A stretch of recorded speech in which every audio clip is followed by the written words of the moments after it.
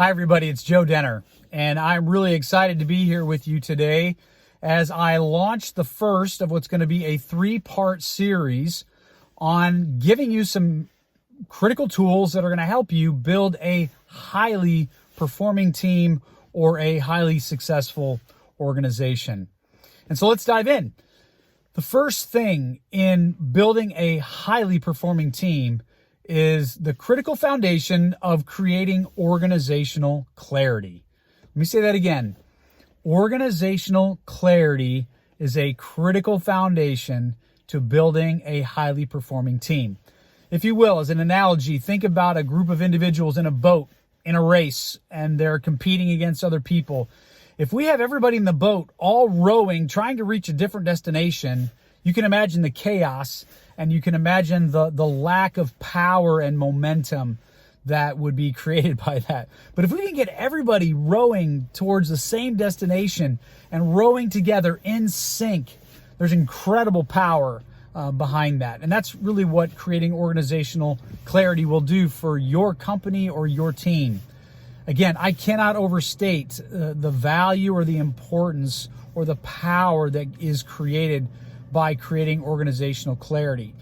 I'm very fond of saying that clarity creates confidence, and that confidence creates momentum, and that momentum creates the kind of results that you're looking for. So what's involved in creating organizational clarity? Well, I think there are 3 key pieces of that. The first one is vision, casting a clear vision. So what does that involve? Really, the bottom line, I think it involves 2 pieces. First of all, why are we here? Why does this organization exist? What is it that we are passionate about? What is the cause that we are fighting for?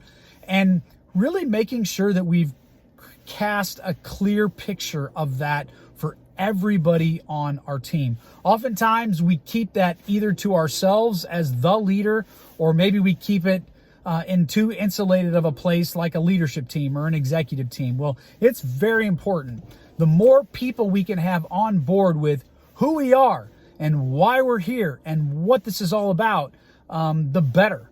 And so the first piece is, why do we exist? But second of all, very closely tied to that is, what are we trying to accomplish? What's the impact that we want to make on our community, on our nation, or on our world? How do we want the landscape of that to look different after we've completed our job?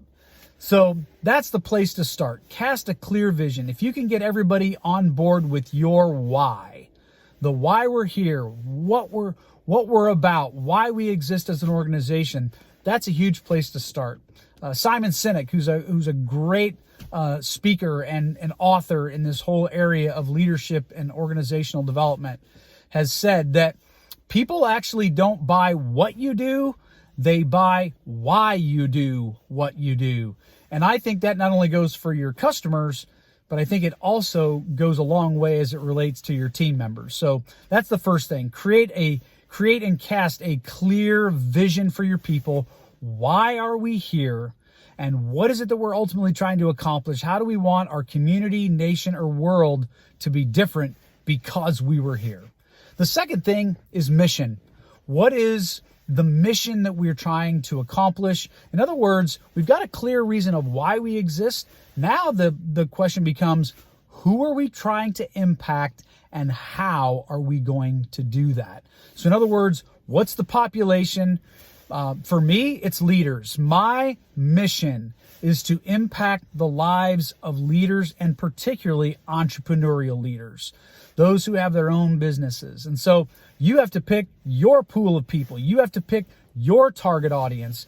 You need to get clarity around who it is we're trying to impact, and then what's the product? What's the service, or what's the set of products or the set of services that we are going to use to try to create the kind of impact on our target audience that we have in mind, and that really is at the heart of this passion of why we exist. And so now you start to see the crossover and the integration of vision and mission, the why, and then the who and the what. But then third of all, really important, is what are our core values?